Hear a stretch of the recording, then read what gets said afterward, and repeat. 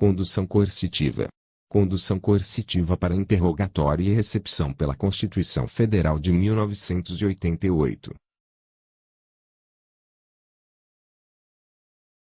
O plenário, por maioria, julgou procedente o pedido formulado em arguições de descumprimento de preceito fundamental para declarar a não recepção da expressão para o interrogatório constante do artigo 260 do CPP, e a incompatibilidade com a Constituição Federal da condução coercitiva de investigados ou de réus para interrogatório, sob pena de responsabilidade disciplinar, civil e penal do agente ou da autoridade de ilicitude das provas obtidas, sem prejuízo da responsabilidade civil do Estado. Informativo 905. O tribunal destacou que decisão não desconstitui interrogatórios realizados até a data desse julgamento, ainda que os interrogados tenham sido coercitivamente conduzidos para o referido ato processual.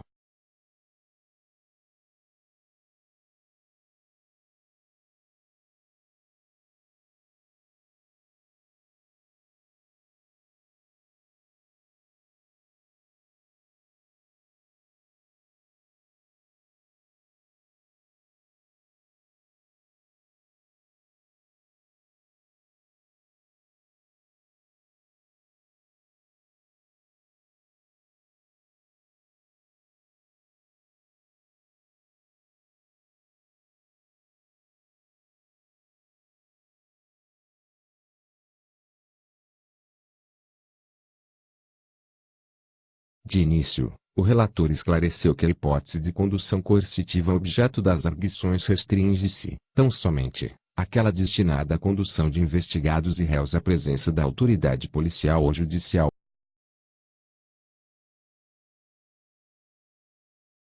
Fixado o objeto da controvérsia, afirmou que a condução coercitiva no curso da ação penal tornou-se obsoleta. Isso porque, a partir da Constituição Federal de 1988, foi consagrado o direito do réu de deixar de responder às perguntas, sem ser prejudicado, direito ao silêncio. A condução coercitiva para o interrogatório foi substituída pelo simples prosseguimento da marcha processual, a revelia do acusado, CPI.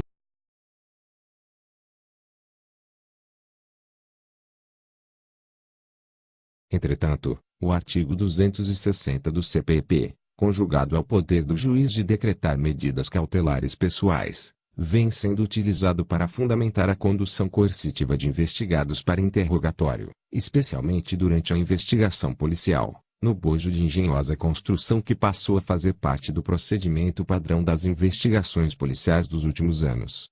Nessa medida, as conduções coercitivas tornaram-se um novo capítulo na espetacularização da investigação, inseridas em um contexto de violação a direitos fundamentais por meio de exposição de pessoas que gozam da presunção de inocência como se culpados fossem.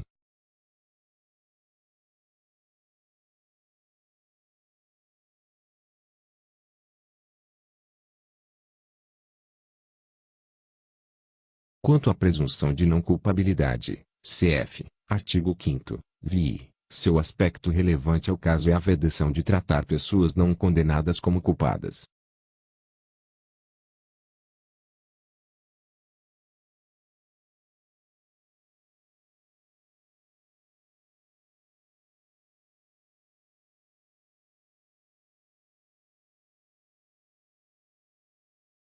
A condução coercitiva consiste em capturar o investigado ou acusado e levá-lo, sob custódia policial, à presença da autoridade, para ser submetido a interrogatório.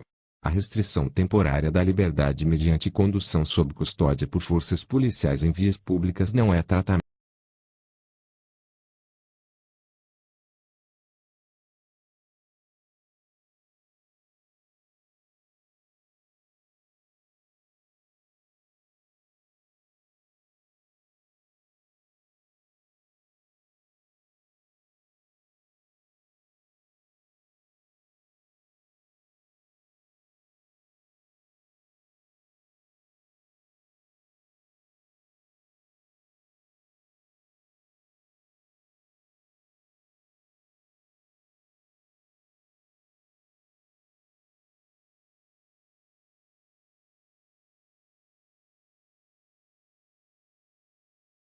Por outro lado, A dignidade da pessoa humana, cf. Artigo 1º, e prevista entre os princípios fundamentais do Estado Democrático de Direito.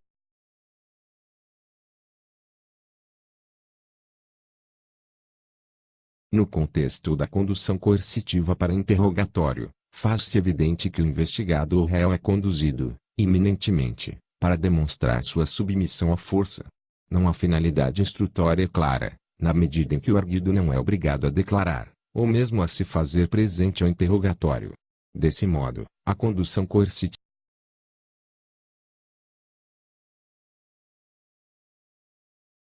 Igualmente, a liberdade de locomoção é vulnerada pela condução coercitiva para interrogatório.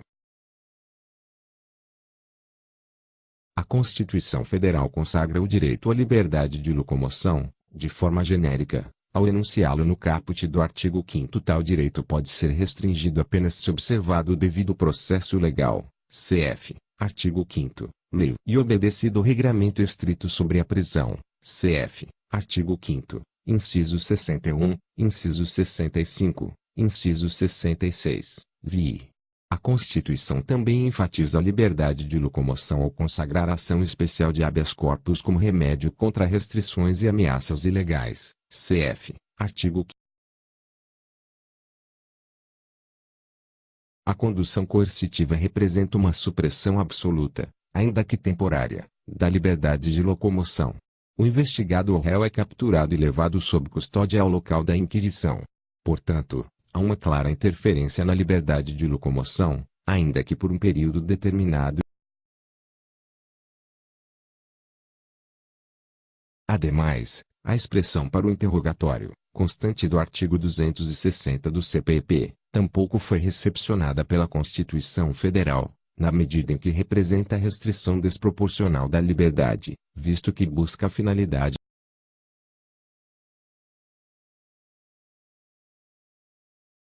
Por fim, em relação à manutenção dos interrogatórios realizados até a data desse julgamento, mesmo que o interrogado tenha sido coercitivamente conduzido para o ato, o relator consignou ser necessário reconhecer a inadequação do tratamento dado ao imputado, não do interrogatório em si. Argumentos internos ao processo, como a violação ao direito ao silêncio, devem ser. Assim, não há necessidade de debater qualquer relação da decisão tomada pelo STF com os casos pretéritos, inexistindo espaço para a modulação dos seus efeitos. O ministro Celso de Mello acrescentou que impossibilidade constitucional de constranger-se o indiciado ou o réu a comparecer, mediante condução coercitiva, perante autoridade policial ou autoridade judiciária, para fins de interrogatório, resulta não só do sistema de proteção das liberdades fundamentais, mas, também, da própria natureza jurídica de que se reveste o ato de interrogatório.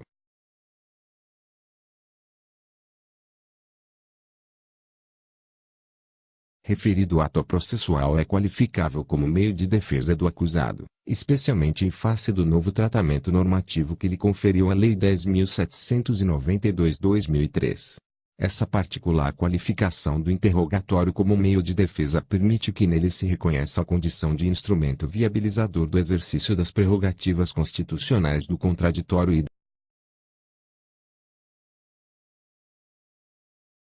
de todo modo, a ausência de colaboração do indiciado ou réu com as autoridades públicas e o exercício da prerrogativa constitucional contra a autoincriminação não podem erigir-se em fatores subordinantes da decretação de prisão cautelar ou da adoção de medidas que restringam ou afetem a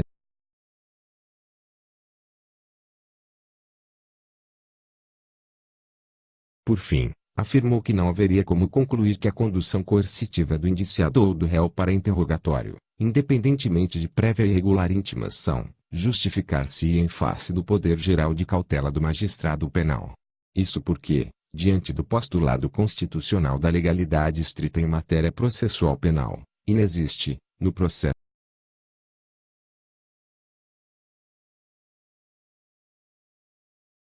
vencidos, parcialmente, os ministros Alexandre de Moraes, Edson Fachin, Roberto Barroso, Luiz Fux e Carmen Lúcia. O ministro Alexandre de Moraes julgou parcialmente procedente o pedido formulado nas arguições para declarar inconstitucionalidade parcial, sem redução de texto, do artigo 260 do CPP, unicamente para excluir a possibilidade de decretação direta da condução coercitiva sem a prévia intimação com base.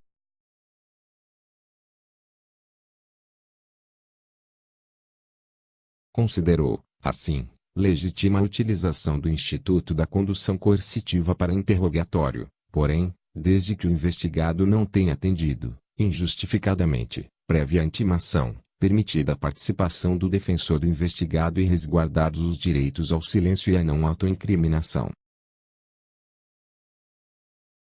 O ministro Edson Fachin julgou parcialmente procedente o pedido para atribuir interpretação conforme a Constituição Federal ao artigo 260 do CPP no sentido de ressalvar a possibilidade de decretação judicial e fundamentada da condução coercitiva em substituição a medidas cautelares típicas mais graves, como a prisão preventiva ou a prisão temporária, desde que integralmente presentes os requisitos legais e constitucionais dessas medidas.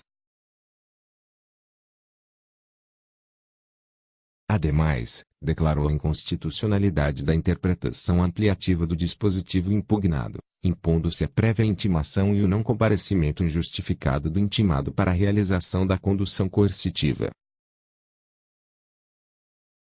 Os ministros Roberto Barroso, Luiz Fux e Carmen Lúcia, presidente, acompanharam o ministro Edson Fachin,